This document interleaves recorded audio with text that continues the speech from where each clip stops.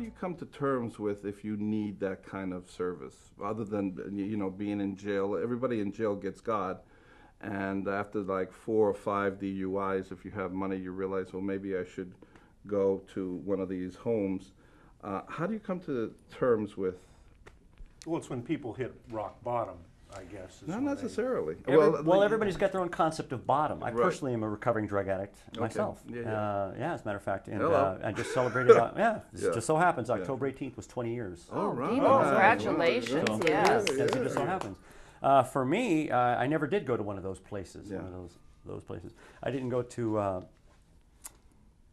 a rehab, if you will, per se. I went to a self-help fellowship. Right. And in fact, went to a couple of different ones and sort of settled in on one that worked rather well.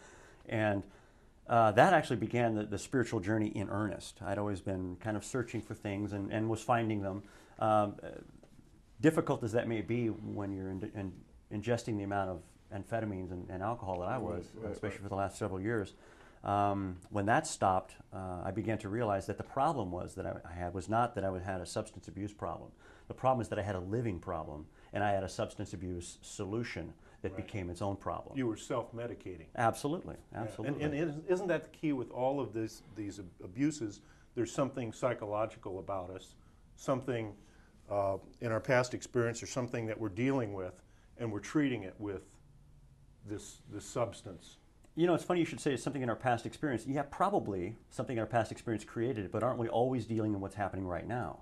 And aren't we in the present whenever we're dealing with it?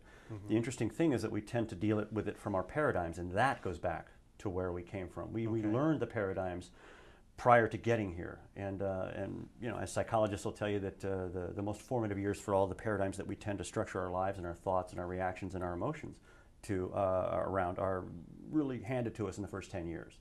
First 5 years are critical for certain specific paradigms that we develop, and then the next 5 years kind of fills in the rest of the gap. And it's about 95% of our ROM, if you will, if you look at the brain and the way we react to things and our I was going to say our pituitary gland function, which is basically how we get our sense of feeling and our emotions, those peptides that are released, that gives us that sense of emotion that we have at any given time as a reaction to any given thing.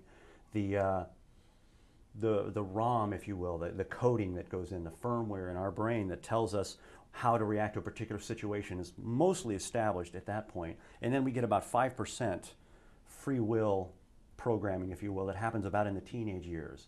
And then at that point, basically, it seems to me that at about 18, 19 years old, from that point on, it all has to be reprogrammed. If you're going to do anything different, you have to consciously decide to do it different and reprogram yourself from there, or get help in that reprogram.